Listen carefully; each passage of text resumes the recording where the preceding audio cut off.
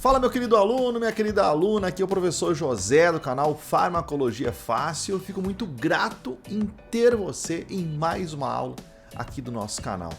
Eu sou professor de farmacologia e fisiologia há um bom tempo e durante esse período, que eu estou na sala de aula e continuo, eu trabalhei muito tempo em farmácia comercial, mais de 12 anos, na verdade todo o período em que eu fui docente, sou docente até agora, eu trabalhei também em farmácia comercial.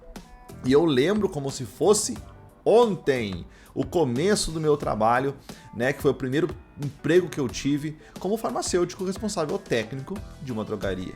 E aí, nesse momento, lembro, como eu já disse para vocês, o principal ponto, o primeiro conteúdo, a primeira matéria que eu tive que estudar aqui durante a faculdade, vou ser sincero, não tive muito contato, foi a legislação de controle, a legislação que faz o controle da dispensação de produtos controlados, aqueles produtos que ficam guardadinhos no armário, que o farmacêutico precisa chavear o armário e ficar com a chave.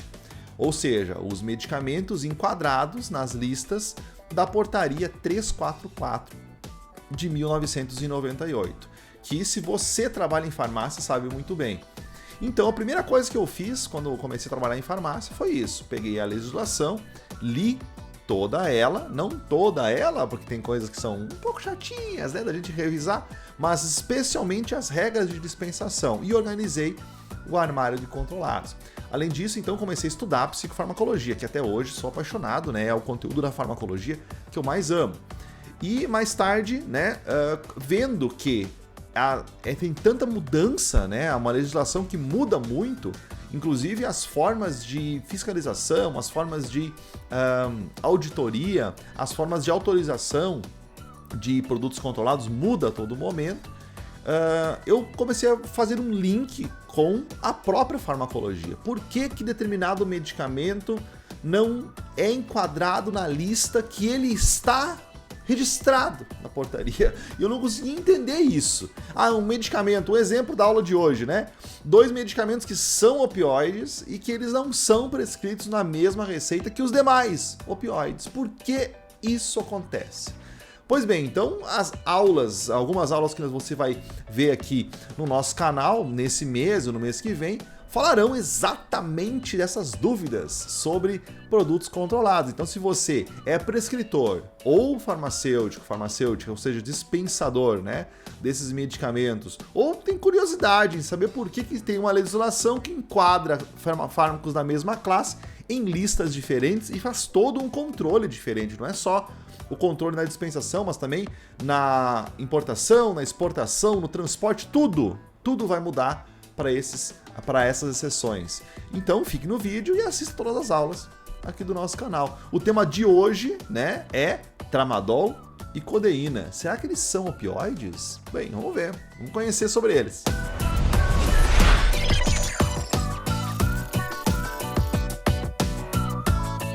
Bom, para quem não conhece a portaria 344, está aqui a nossa beldade, a nossa mãe das portarias que são vigentes hoje, atualmente, que encasquetam quem trabalha na dispensação de medicamentos.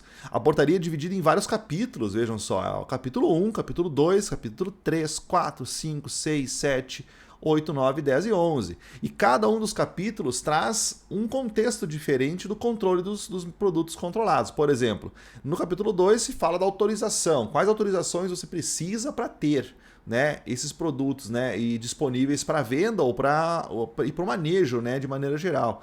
E assim vai, do comércio, o transporte. E cada um desses capítulos enquadra as exigências diferentes de acordo com a lista que o controlado está enquadrado. Então, se um medicamento controlado está enquadrado na lista A1, ele vai seguir a autorização, o comércio, o transporte, a prescrição, a escrituração, a guarda, o balanço, a embalagem, o controle e fiscalização da lista A1. Então, vejam como é importante entender por que o medicamento está na lista determinada dele, porque vai mudar completamente a vida dele, dessa substância, no nosso país. Então, isso é a portaria 344. E o melhor de tudo é que você tem como aprender, se você precisa, né? Daqui a pouco você está assistindo essa aula, meu Deus do céu, é a primeira vez que eu vejo um professor animado falando de legislação.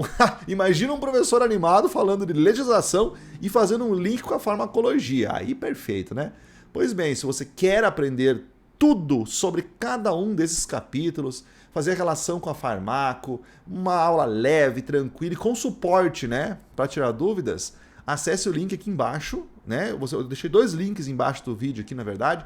Um link é da plataforma Farmacologia Aplicada aqui 2A, que é a nossa sala de aula de farmacologia, com mais de 150 aulas de farmacologia. E logo abaixo desse link tem também o link do intensivo DPP, que é um intensivo de dispensação, prescrição e psicofarmacologia. Fala tudo sobre portaria e é muito legal. Confia que vale a pena, com muitos materiais, muitos PDFs, esquemas, tudo mais. Show? Então, se você tem interesse em aprofundar sobre esse assunto, né, de dispensação de produtos controlados, é a melhor opção. Show? Vamos seguir então. Então essa é a portaria 344. E daí nós temos as listas da portaria 344. Como nós estamos falando de tramadol e codeína, nós temos que falar das listas que enquadram as substâncias que são da mesma classe que esses 2 carinhas aí. Então nós temos a primeira lista de produtos controlados da portaria 344. Essa primeira lista é a lista A1, de substâncias entorpecentes. Mas o que são substâncias entorpecentes? Bom, pessoal, o termo entorpecente ele foi cunhado há dezenas de anos atrás, centenas de anos atrás, né? Quando se começou a estudar o próprio ópio. Né? E daí surgiu o termo entorpecente. O termo entorpecente ele foi imputado nas substâncias que são derivadas do ópio, né? Os extratos, né, que foram feitos a partir da papoula sonífera, né, da planta que dá origem ao ópio. E entorpecer é tirar a sensibilidade sensorial, sedar o paciente e diminuir as transmissões nervosas. Então, uma pessoa que tem o efeito entorpecente, a substância que dá esse efeito entorpecente na pessoa, vai diminuir as transmissões sensoriais, dentre elas a dor, por isso que vários analgésicos, melhor dizendo, são entorpecentes, mas mais que isso, dependendo da substância, esse efeito entorpecente também vai diminuir a sensação e a resposta sensorial, podendo modular a interpretação sensorial do nosso organismo. E esse é o principal efeito adverso, né, dos próprios opioides. Essa diminuição da transmissão nervosa pode ser feita em vários locais do corpo, e não só no local que transmite a dor. Então, vamos falar mais sobre isso depois. Então, entorpecente, substância que causa sedação, causa letargia e diminuição do torpor, que é a sensação sensorial do paciente.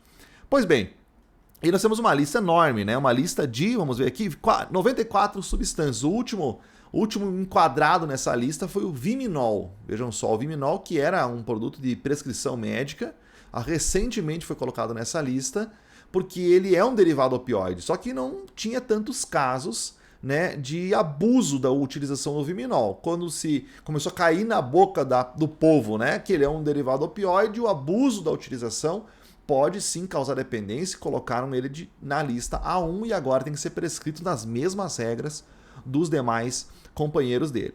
Então aqui nós temos basicamente, pessoal, todas as substâncias possíveis, né, sintéticas e naturais derivadas da papoula, né? Então nós temos aqui vários opioides que são, por exemplo, a tebaína, que é um opioide natural, a morfina, que é um opioide natural, cadê a morfina aqui no 65?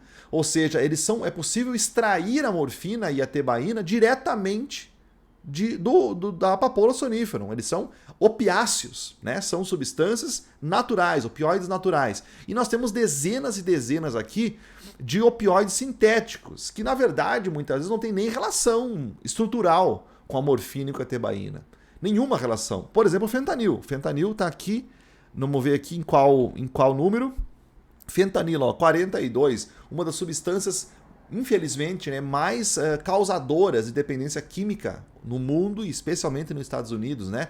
Tá top 1, né, de dependência química. A oxicodona, que está aqui também na 77, também vários seriados hoje foram publicados, né, falando da dependência química por oxicodona. Enfim, são substâncias que não têm uma relação estrutural, especialmente o fentanil, não tem uma relação estrutural, né, com a morfina.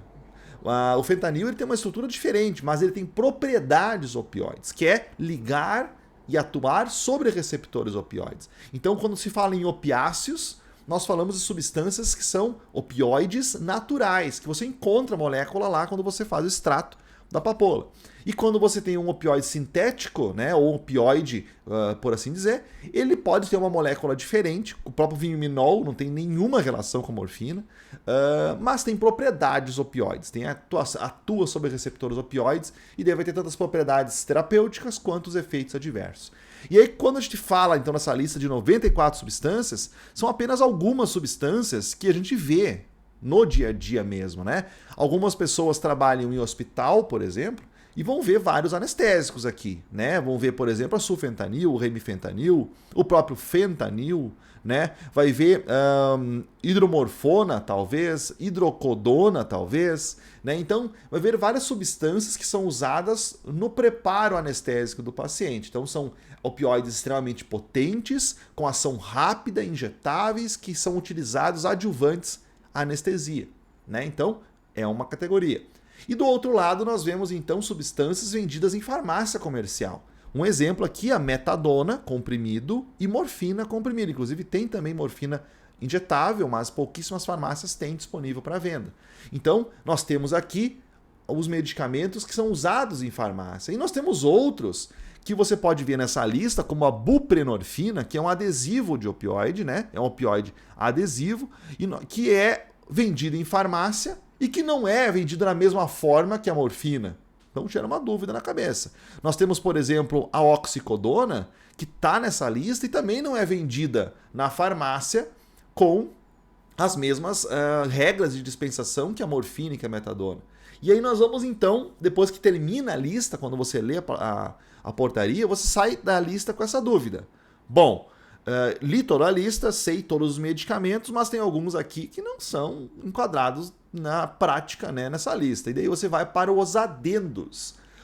Toda a lista da portaria 344 tem adendos. E os adendos são as exceções. Você enquadra a substância dentro da classe, né, dela, as propriedades mais parecidas, ou porque a Anvisa determina uma precaução de uma determinada substância, ele joga para uma lista para prevenir problemas futuros. O exemplo, o viminol. Ele não tem as propriedades, por exemplo, que a sulfentanil, né? Propriedades opioides. Mas ele é colocado aqui porque aqui vai ter mais rigor a legislação e aí ele vai ter mais controle, vamos dizer assim. Até que seja feito mais estudos e identifique propriedades diferentes do viminol. Então os adendos eles são para tirar essas substâncias que estão nessa lista por classificação ou por determinação da Anvisa por si só e flexibilizar ou modificar como se trabalha com a substância. Um exemplo dela é, olha só, adendo 1. Ficam também sob controle sais, éteres, ésteres e isômeros, exceto os isômeros de dextrometorfano. Né? Então, por quê? Olha só onde é que tem dextrometorfano. Vamos ampliar aqui. O dextrometorfano também está em xaropes de venda livre. Então, uma exceção. Nós temos aqui uma exceção de derivados opioides para tosse, né? Ele é um antitussígeno, que não causam entorpecência como os outros e podem ser feitos, pode ser dispensado de venda livre. A própria oxicodona no Brasil, né?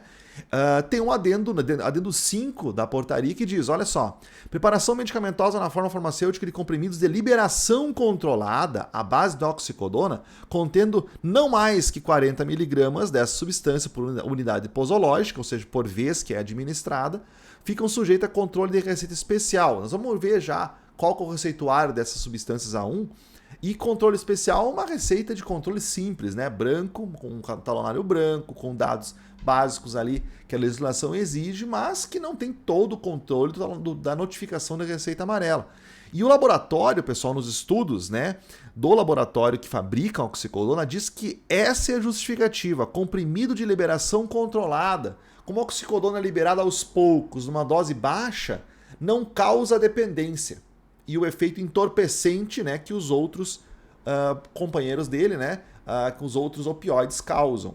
Mas a gente sabe que uma vez que sai da farmácia, o paciente utiliza da forma com que ele acha que é o melhor. Ele, apesar de receber toda a instrução, prescrição, orientação do farmacêutico, prescrição do médico, ele pode, se ele quiser, utilizar da forma que ele quiser o medicamento. Infelizmente, é a liberdade do paciente por usar e levar para casa. Né? Levou para casa, vai usar do jeito que ele achar mais correto, infelizmente. E aí, claro, pessoal, que a oxicodona traz casos de dependência no mundo todo. E acredito eu, na minha humilde opinião, que a oxicodona vai cair esse adendo daqui a algum tempo da oxicodona.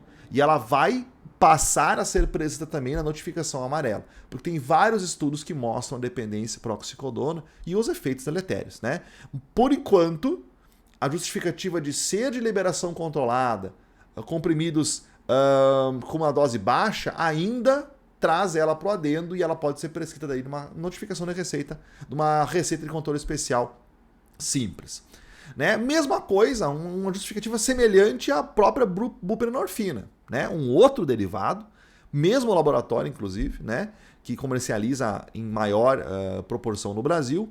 E aí nós temos aqui a possibilidade de vender também na receita branca, na receita de controle especial, por ser um adesivo. Então, é uma forma farmacêutica que diminui o contato da buprenorfina com os receptores centrais e, por isso, não causa efeitos entorpecentes e os efeitos de dependência. Aqui eu acredito que dure muito mais tempo esse adendo, né? O adendo 8, que coloca a buprenorfina também como um medicamento com uma venda mais flexível, eu acho que vai ter mais tempo de utilização. Então, minha opinião, só minha opinião, acredito que o adendo da oxicodona vai cair daqui a um tempo e a buprenorfina, né, que é um adendo por causa que é adesivo, vai seguir por mais tempo assim. Mas pode ser também que volte, que caia e que ela torne-se um medicamento também de prescrição no talonário amarelo. Então aqui nós fizemos um resumão, né, da lista A1. Mas vocês não viu aqui, se nós voltarmos aqui, ó, não viu codeína e não viu tramadol. Aonde estão codeína e tramadol? Estão na lista A2. Então nós temos mais uma lista de substâncias entorpecentes, que na verdade o nome dessa lista é um pouquinho diferente. Lista de substâncias entorpecentes de uso permitido somente em concentrações especiais. Olha só. Então eles, dependendo da dose, eles podem ser enquadrados nessa lista mais flexível, lista A2. E é uma lista que também exige a notificação de receita A. Então são substâncias que precisam ser prescritas na receita no talonário de notificação amarelo, mesma coisa que a lista A1. Só que as substâncias que nós temos disponíveis no Brasil, como codeína, principalmente tramadol, dextropropoxifeno, tem adendos também nessa lista. Então olha só, preparações com adendo 2 da lista A2, né? Preparações de acetil de hidrocodeína, codeína e mais outras substâncias, em quantidades entorpecentes que o entorpecente não exceda 100 mg por unidade posológica, pode ser prescrito, então, em controle especial. Mesma coisa para o tramadol no adendo 3. Então, codeína e tramadol são opioides, então a primeira dúvida do nosso vídeo já foi sanada, eles são opioides, mas eles estão enquadrados numa lista que eles têm propriedades entorpecentes dependentes da dose. Então, a dose que tem disponível no mercado de codeína e tramadol faz com que eles não se enquadrem nas propriedades entorpecentes que exigiria, né, uma notificação de receita mais rigorosa. Então, eles estão na lista A2, primeiro ponto, por causa de uma classificação da Anvisa, né, que coloca eles como substâncias com pequeno grau, né, com baixíssimo grau de efeitos adversos e efeitos de dependência. Então, os efeitos entorpecentes, né, os efeitos de dependência química e psíquica. E por isso que na dose que eles têm, eles estão em outra lista que não e além de tudo, estão nessa outra lista e fazem parte de adendos de exceção também na portaria. Se eles não estivessem, então, oxicodona, buprenorfina, tramadol e codeína teriam que ser prescritos na receita amarela, né? Então aqui está uma fotinho do talonário de notificação amarelo. Se vocês quiserem que eu fale mais sobre as regras de dispensação de cada um dos talonários, cada uma das receitas, pode colocar aqui nos comentários que eu trago um vídeo falando mais especificamente dessa prática, né? E se você quiser ter acesso vitalício a um ambiente que só fala disso, no link aqui embaixo do Intensivo DPP você encontra, tá? Então, aqui só um exemplo para vocês verem como que é, né, a notificação da receita amarela, que é a dispensação do tramadol e da codeína. Pois bem, o que enquadra esses entorpecentes como substâncias potencialmente viciantes tem muito a ver com o próprio mecanismo de ação dos opioides. Se você for ver aonde agem os opioides, nós temos aqui um neurônio que vai trazer uma transmissão de dor da periferia até a medula. Então aqui, nesse lado mais superior, eu tenho o botão de contato com o tecido, então onde é estimulado a dor. E a saída, né, desse neurônio na medula espinhal. Então ele faz uma comunicação na medula para levar esse sinal até o sistema nervoso central. E nessa comunicação, ele tem liberação de neurotransmissor e o neurotransmissor vai comunicar no próximo neurônio, o neurônio secundário, que leva então a informação para o sistema nervoso central, né? Então ele vai também ter algumas conexões na medula, mas chega a informação da dor no sistema nervoso central. E durante todo esse percurso, tanto na periferia quanto na passagem medular, nós temos receptores chamados de receptores Mi, ou receptores MOR, como está aqui no nosso desenho. Esses são os receptores opioides. Então quando a pessoa utiliza um opioide, que o objetivo de utilizar um opioide é esse efeito entorpecente e analgésico, ele se liga nesse receptor, no receptor Mi, e inicialmente, lá no estímulo da dor inicial, na periferia, lá no tecido, ele vai diminuir a área de transmissão da dor, porque ele é um receptor inibitório. Então a primeira sensação da dor já é diminuída. Aí essa dor vai percorrer pelo axônio até a medula, essa despolarização, né, que foi fruto de um estímulo doloroso, e mais uma vez o opioide vai diminuir a transmissão da dor, porque ele vai atuar sobre receptores opioides que fecham canais de cálcio. O cálcio, né, ele é o canal que abre quando chega o potencial de ação para liberar vesículas. Então diminui a potência de percepção da liberação de neurotransmissor desse neurônio que recebeu o estímulo da dor. Então menos neurotransmissor vai ser eliminado, vai ser exocitado por esse neurônio. E por fim, o opioide também abre canais de potássio no neurônio que sobe para o cérebro. E abrir canais de potássio é manter o neurônio negativo, porque o potássio é positivo. Quando abre o canal de potássio, sai essa carga positiva e deixa o neurônio mais negativo. Então ele prejudica a passagem da dor em 3 locais, pelo menos, desde o estímulo inicial até a chegada no sistema nervoso central. E se não bastasse, né, o opioide também atua no sistema nervoso central. Então, no sistema nervoso central, ele diminui a percepção dolorosa, a modulação da dor, né, atua na modulação da dor, e o problema da dependência acontece na região da recompensa. Olha como mostra essa imagem aqui. Né? Nós temos uma região chamada de região da recompensa. Basicamente, os principais núcleos que estão nessa região no cérebro é o núcleo accumbens, né? São núcleos, grupamentos neuronais chamados de núcleo accumbens. E nessa região, quando eu tenho uma recompensa, me sinto com prazer, uma resposta prazerosa, eu recebo uma descarga de dopamina. E essa dopamina vem de outra região do cérebro, né? É uma comunicação. Essa outra região é chamada de área tegmental ventral. Então eu tenho um neurônio de dopamina que manda um axônio para a região da recompensa. Quando eu sinto prazer, ela descarrega essa dopamina na região da recompensa. Só que o meu cérebro, ele controla muito isso, porque eu não posso sentir prazer, recompensa por qualquer coisa. Então ele tem neurônios GABA, que ficam bloqueando, né? O neurônio GABA é um neurotransmissor inibitório, negativo, né? Que vai bloquear neurônios no cérebro. Então, o neurônio GABA, ele bloqueia essa passagem da recompensa. Num momento normal do dia, tô indo trabalhar ali, e normal, um dia que sem muito estímulo prazeroso, eu tenho bloqueio dessa liberação de dopamina, porque eu não posso sentir prazer a qualquer momento, né? Então, porque isso vai modular o meu comportamento. O cérebro é inteligente, ele sabe o que faz. Então, esse estímulo de GABA bloqueia a liberação de dopamina na maioria das vezes. O que o opioide faz? O opioide, ele atua no neurônio GABA. E ele bloqueia a liberação do GABA sobre o neurônio de dopamina. E isso faz com que libere dopamina mesmo que eu não tenha um ambiente prazeroso, uma situação prazerosa. Então, utilizar o opioide condiciona o meu cérebro a sentir prazer por utilizar o opioide. E aí que vem então a dependência. Por isso que esse é o ponto mais importante do opioide. Tramadol e principalmente o tramadol, ele penetra muito pouco no sistema nervoso central. E ele não tem esse contato com esses neurônios que bloqueiam a liberação do GABA.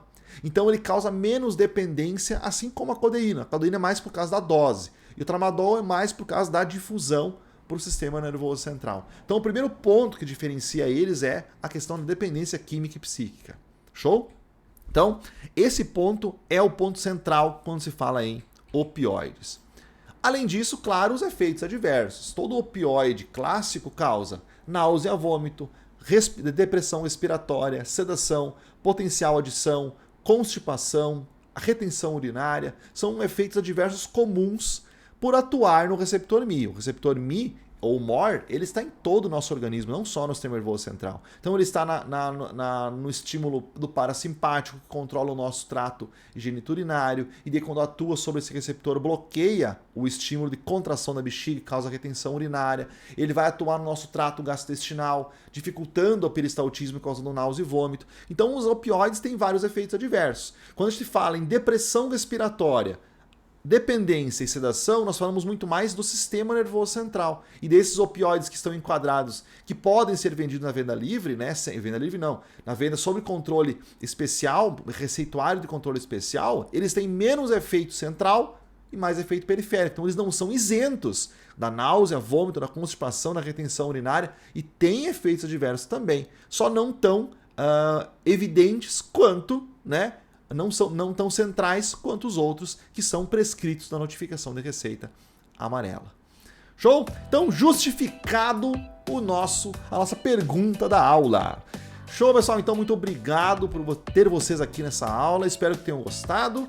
Qualquer dúvida que vocês tenham, deixe nos comentários. Sugestões para mais aulas sobre esse assunto, deixe nos comentários também. Se você gostou dessa forma de estudar a legislação com farmacologia, clique no link aqui embaixo e venha para o Intensivo DPP. E se você quer aprender farmacologia de maneira ampla e aplicada na tua prática, clique no link aqui embaixo da plataforma Farmacologia Aplicada R2A. No mais, se inscreva, ative as notificações para não perder nenhuma aula e até mais.